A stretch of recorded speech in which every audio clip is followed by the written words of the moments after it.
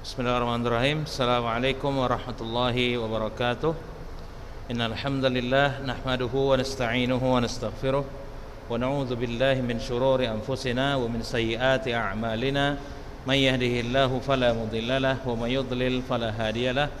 Asyhadu an la ilaha illallah wahdahu la syarikalah wa asyhadu anna Muhammadan 'abduhu wa rasuluhu la nabiyya ba'dah. Amma ba'du.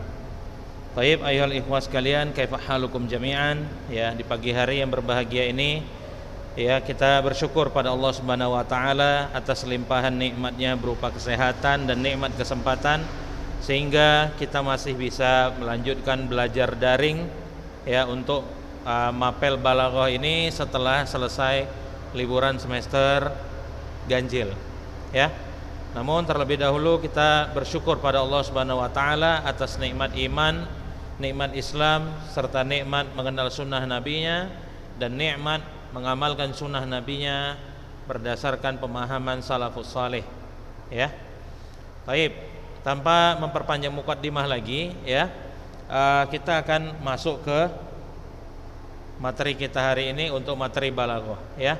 Materi di pagi hari ini, ya, adalah sedikit pengulangan sebelum kita melanjutkan ke materi selanjutnya. Jadi materi di akhir-akhir semester 1 akan sedikit Ustadz ulangi di pelajaran kita pagi hari ini, ya. Taib, kita baca halaman 37, ya, judulnya Aqsamul Khabar. Aqsamul Khabar, ya. Soal, ma aqsamul khabar? Qusimal khabaru bi'tibari zihnil mukhatabi salasata aqsamin wa dzalika li'annahu la yakhlu an yakuna wahidan min salasatin wa hiya, ya, kita baca dulu. Aqsamul khabar, macam-macam khabar, ya. Apa macam-macam khabar? Jawabannya, khabar ditinjau dari logika, ya, atau cara berpikir lawan bicara kita terbagi menjadi 3 macam. Hal itu dikarenakan lawan bicara kita itu tidak akan lepas atau keluar dari salah satu dari 3 kondisi ini, ya. Yang nomor 1, lihat di situ al-khabar al-ibtidai, ya. Ini udah tahu, makanya ini sekedar murajaah, pengulangan sebelum, ibaratnya kayak pemanasan aja sebelum kita masuk ke pembahasan yang selanjutnya. Jadi perlu diingatkan lagi supaya nanti enggak gamang, ya. Baik. Ya, yang pertama adalah al-khabar al-ibtidai. Apa itu? Wahwa, ya, ayyakunal mukhatabu khaliyadz zihni minal hukmi. Ya. Lihat situ. Yaitu kondisi di mana lawan bicara kita itu khaliyadz zihni minal hukmi, tidak mengetahui kandungan berita yang kita sampaikan, ya. Baik. Wa minat taraddudi fihi, dan ada sedikit keraguan. Wa fi hadhil halati yulqa ilaihil khabaru khaliyan minal muakkidatil lati sataridu alaika wa yusamma hadzal naw'u bil ibtida'i nahwu qaulihi ta'ala Allahul ladzi khalaqas samawati wal arda. Nah, antum lihat situ, ya. Wa fi hadhil halah, ya, pada kondisi lawan bicara yang seperti ini, artinya lawan bicaranya itu enggak tahu tentang kandungan berita yang kita sampaikan, juga ada sedikit keraguan, ya. Maka pada yang kondisi seperti ini, ya, disampaikanlah berita itu tanpa ada muakkidnya, tanpa ada muakkidnya, ya, tanpa ada penegasnya. Nah, jenis berita yang seperti ini, ya, disebut dengan ibtidai, ya. Nahwu qaulihi ta'ala, seperti dalam firman Allah, Allahul ladzi khalaqas samawati wal arda, ya. Allah lah yang menciptakan langit dan bumi. Coba saya dimatikan dulu suaranya ini. Ya. Baik.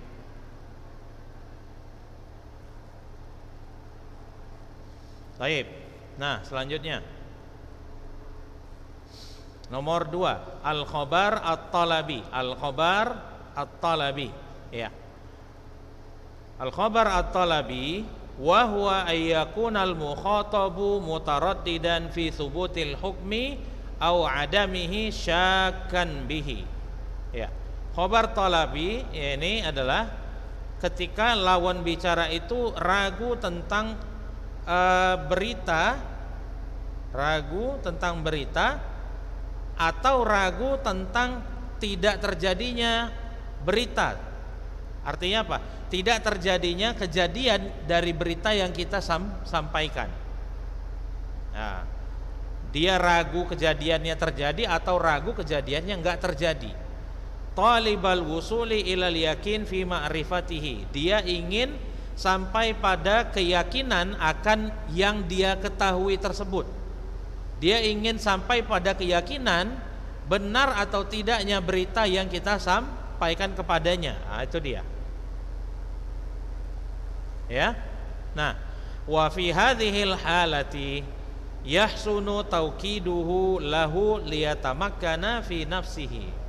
Pada kondisi yang seperti ini, ya, yahsunu tauqiduhu lahu, maka berita itu bagusnya itu disampaikan kepadanya dengan penegasan, liyatamakkana fi nafsihi, ya, agar dia bisa merasa yakin, ya, dengan berita yang disampaikan kepadanya. Wa yusamma hadzal naw' bit talabi. Nah, jenis berita yang seperti ini namanya adalah at-talabi, ya. Kama qala Allah Ta'ala hikayatan an rusuli Isa alaihi salam id kudzibu fil marratil ula faqala ta'ala, ya. Nah, lihat. Seperti dalam firman Allah ketika menceritakan tentang murid-murid yang diutus oleh Nabi Musa untuk mengajarkan ajaran agama, mengajarkan tauhid, ya.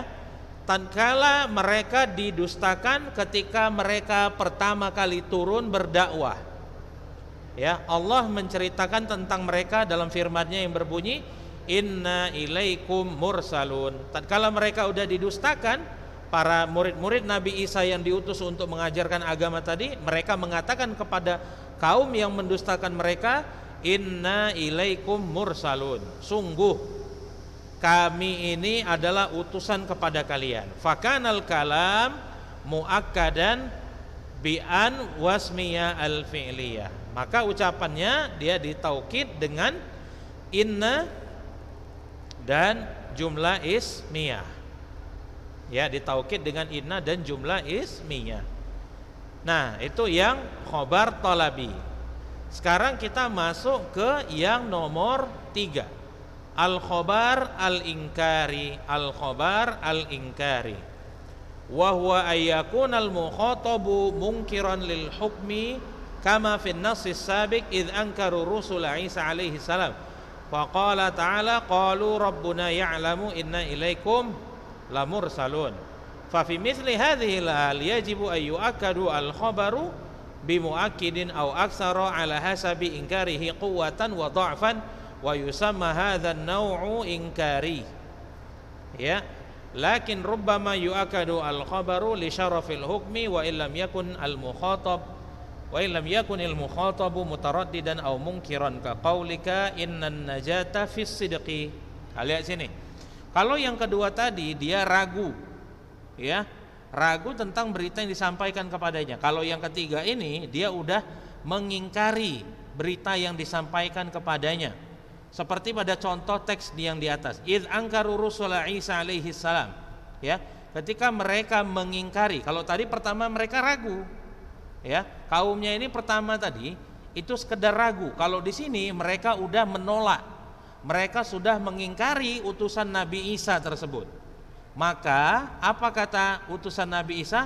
Qalu rabbuna ya'lamu inna ilaikum lamursalun. Tengok di situ. Kalau di contoh yang nomor 2, inna ilaikum mursalun, Di situ ada tuh taukidnya cuma inna. Tapi pada contoh yang nomor 3, faqalu rabbuna ya'lamu inna, nanya udah pakai inna, ilaikum adallahnya lagi la mursalun. Jadi di situ ada tuh taukidnya itu udah dua. Maka di sini dibilang fa fi misli hadhil hal, pada kondisi yang seperti ini, jika lawan bicara itu sudah dia mengingkari berita yang kita sampaikan, maka kalau tadi sekedar yahsunu tauqiduhu, lebih baik untuk ditegaskan berita kepadanya. Kalau di sini bukan lebih baik lagi, yajibu, maka wajib ayu akadu al khobar, wajib berita itu disampaikan kepadanya dengan penegas, satu penegas, au aksar atau lebih banyak, ala hasabi ingkarihi, dilihat dari pengingkarannya, kuatkah atau lemah. Wa yusamma hadzal nau'u ingkari, maka khabar yang disampaikan ketika lawan bicara itu udah mengingkari kandungan berita yang kita sampaikan, maka dia wajib ditegaskan dengan dua penegas, dan jenis khabar yang seperti ini namanya khabar ingkari. Nah, ya, tapi lihat sambungannya. Lakin rubbama yu'akadu al khabar li syarafil hukmi. Namun yang perlu diingat, kadang-kadang suatu berita itu ditegaskan li syarafil hukmi, karena keagungan kandungan berita tersebut. Wa illam yakunil mukhatabu mutaraddidan, meskipun sang pendengar atau lawan bicara itu bisa saja dia nggak mengingkari berita tersebut, atau dia tidak juga meragu dengan berita yang kita sampaikan. Tapi karena beritanya ini memang mulia, maka bisa ditegaskan walaupun lawan bicara itu tidak dia ragu ataupun tidak mengingkari berita yang kita sampaikan. Contoh ya, kalau misalnya kita mengucapkan innan najata fis sidqi, ya, sesungguhnya keselamatan itu berada pada sikap jujur atau sifat jujur. Siapa yang meragukan sifat jujur itu baik? Nggak ada. Maka di sini ditegaskan bukan karena lawan bicaranya itu ragu atau mengingkarinya, tapi karena kandungan beritanya itu yang sangat mulia atau benar, ya. Baik. Nah, sekarang kita lihat yang soal nomor 45, ya. Mal farqu baina al khabar at-talabi wal khabar al-inkari. Nah, lihat sini. Apa beda antara khobar tolabi dan khobar ingkari? Nah, lihat sini. Beda khobar tolabi dan khobar ingkari adalah anna al-farqu baina al-khabari at-talabi wal khabari al-inkari huwa, bedanya adalah, beda antara khobar tolabi dan ingkari adalah anna al-khabaru at-talabi, bahwasanya khobar talabi yahtaj ila muakkidin wahid, hanya butuh kepada satu penegas. Li'annal mukhataba mutaraddidun fil hukmi taliban atau talibun li ma'rifatihi, ya. Karena ya al-mukhatab mutaraddidun fil hukmi, ya, karena lawan bicara ragu kandungan beritanya, talibun li ma'rifatihi, dan dia menuntut untuk mengetahui berita tersebut dengan pasti. Amal khabar wal inkari, adapun khabar ingkari, fa huwa alladhi yahtaj ila muakkidaini fa aksar. Nah, kalau dia khabar ingkari, maka dia membutuhkan ya dua penegas atau lebih. Li'annal mukhataba, karena mukhatab mungkirun lil hukmi, karena lawan bicara atau pendengar dia menolak atau mengingkari hukum, alladzi yuradu ilqa'uhu, yang ingin kita sampaikan kepadanya, mu'taqidan khilafahu, dia meyakini selain dari, dia meyakini kebalikan dari berita yang kita sampaikan. Nah, maka pada saat itu berita disampaikan kepadanya harus ditegaskan, harus ditegaskan, dan ditegaskan dengan lebih dari satu, bisa dua, bisa tiga, dan seterusnya, dilihat dari seberapa besar pengingkarannya, ya. Taib. Nah, sekarang soal nomor 46, ya. Ma hiya muakkidatul khabar, ya. Ma hiya muakkidatul khabar, lihat sini. Apa saja alat-alat yang bisa menegaskan khabar, ya. Al muakkidat al masyhurah hiya, tengok sini, ya. Benda-benda ataupun hal-hal yang bisa menegaskan berita yang terkenal, ya, diantaranya adalah inna al maksurah. Inna al maksurah, untuk melihat situ. Wahya allati tansibul mubtada'a isman laha wa tarfa'ul khabara khabaran laha. Ka qaulihi ta'ala inna wa'dallahi haqqun. Nah, ini dia. Yang pertama yang bisa menegaskan berita dan itu cukup terkenal, yaitu adalah inna al-maksurah. Inna al-maksurah. Lihat sini. Wahya allati tansibul mubtada'a isman laha. Ya. Inna ini, ya, dialah yang menasabkan mubtada. Jadi inna ini masuknya kepada mubtada dan khobar. Contoh, al baitu jamilun. Al baitu di situ mubtada, jamilun dia jadi khobar. Masuk inna ke dalam kalimat tadi al baitu jamilun, maka al baitu berubah menjadi mansub. Makanya di sini dibilang wahiyallati tansibul mubtada. Nah, ini inna inilah yang dia menasabkan mubtada isman laha, dan mubtada yang tadi udah berubah menjadi mansub, statusnya bukan lagi mubtada tapi berubah menjadi isim bagi si inna, atau kalau bahasa ringkasnya isim inna.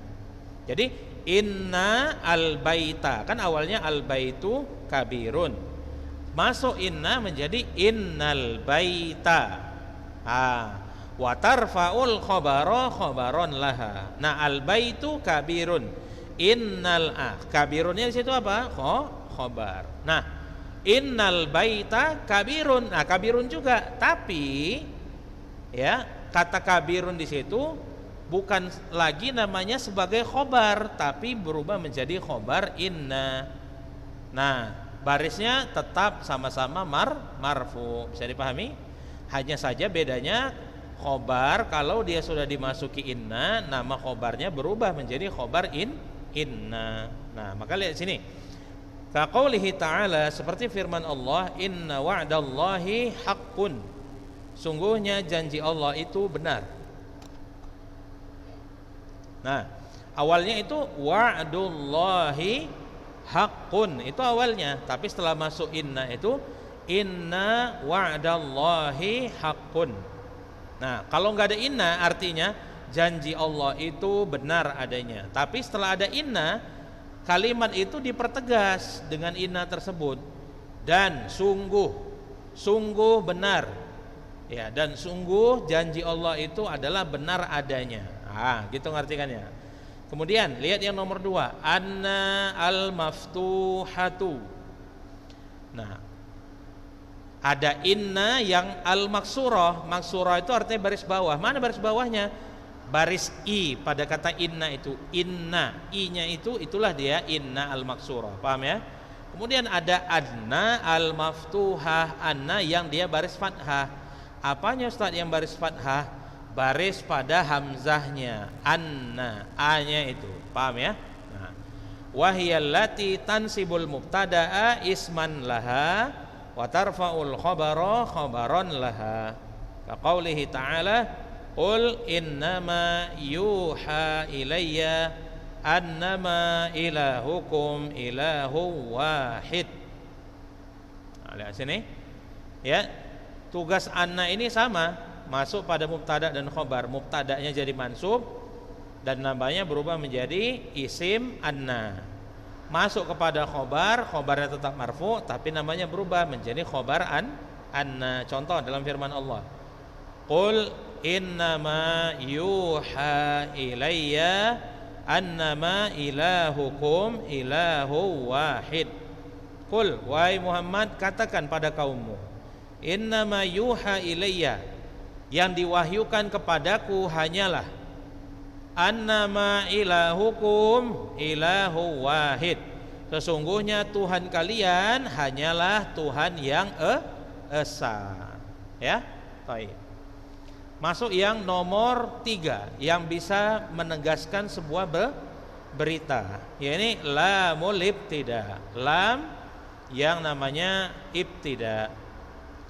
Ustaz, apa itu lamul ibtida, Ustaz? Lihat sambungannya, penjelasannya. Wa hiya allati taqa'u fi sadril jumlah, yakni lam yang letaknya di awal kalimat. Wallati tufidu taukida madmunil jumlah, dan lam ini berfungsi juga untuk menegaskan kandungan berita, seperti dalam firman Allah, walal akhiratu khairul laka minal ula, dan sungguh akhirat itu lebih baik bagimu ketimbang dunia. Baik.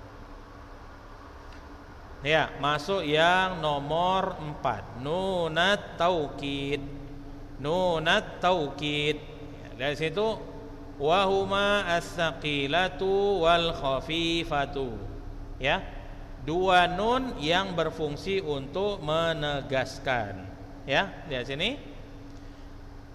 wa yu'akkidanil fi'lal mudhari, kedua nun tersebut ya mentaukid fi'il mudhari wa fi'lal amri, dan juga fi'il amri, ka qaulihi ta'ala, seperti dalam firman Allah, la yusjananna wa la yakuna minas saghirin. Apa artinya? Dia akan benar-benar dipenjara dan dia akan benar-benar jadi orang yang hina. Ayat ini menceritakan tentang Nabi Yusuf ketika dia dituduh ya berniat melakukan kejahatan pada istri raja, ya. Baik. Yang nomor 5, antum lihat sini ada al-qasam, ya. Wa huwa 'indan nuhati jumlatun yu'akkadu biha al-khabar. Ya. Qasam menurut para ahli nahwu adalah sebuah kalimat yang dengan qasam tersebut suatu berita itu bisa ditegaskan. Untuk lihat sini, ka qaulihi ta'ala wal 'asri innal insana lafi khusrin. Nah, lihat dalam firman Allah ada kata wal 'asr, demi masa, ya. Jadi qasam itu ya artinya untuk sumpah. Nah, bagaimana mengetahui sebuah kalimat itu ada sumpah di dalamnya? Yaitu dengan adanya adatul qasam. Adatul qasam itu ada beberapa. Contohnya yang antum lihat di layar HP atau layar komputer. Yakni pada kata wal asri. Wa di situ adalah adatul qasam atau alat untuk bersumpah. Yang arti waw di situ adalah demi. Nah, dalam Al-Quran atau dalam bahasa Arab ada banyak jenis waw. Ada waw untuk atof, ya.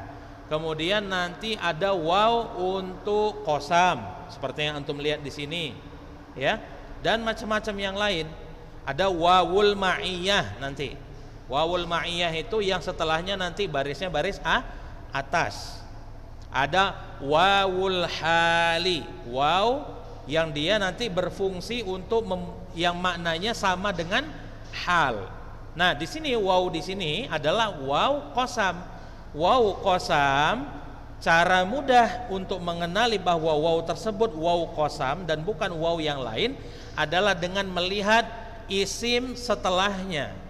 Jika isim setelahnya itu berbaris kasroh dan sebelum waw itu tidak ada huruf yang lain atau tidak ada kata yang lain yang barisnya kasroh, artinya waw itu adalah di awal dari sebuah kalimat, dia berada di depan, maka waw itu bisa dikatakan sebagai wawul qasam.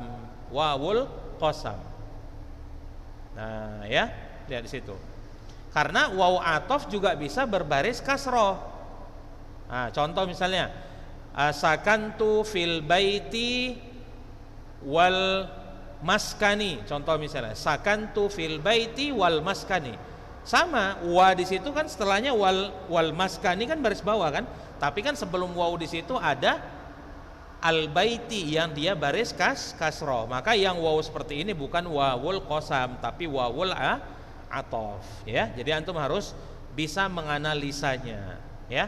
Jadi kalau dalam sebuah kalimat itu ada qasam, maka bisa dikatakan kalimat itu sudah ditegaskan dengan sumpah tersebut. Cara mengenalinya adalah dengan melihat apakah pada kalimat tersebut ada adatul qasam atau tidak, ya. Nah, saya rasa sekian pembahasan kita untuk hari ini, ya. Apabila ada yang belum jelas silakan nanti ditanyakan kepada Ustadz melalui nomor pribadi. Saya tutup pelajaran hari ini dengan doa kafaratul majlis. Subhanakallahumma bihamdika asyhadu an la ilaha illa anta astaghfiruka wa atubu ilaik. Assalamualaikum warahmatullahi wabarakatuh.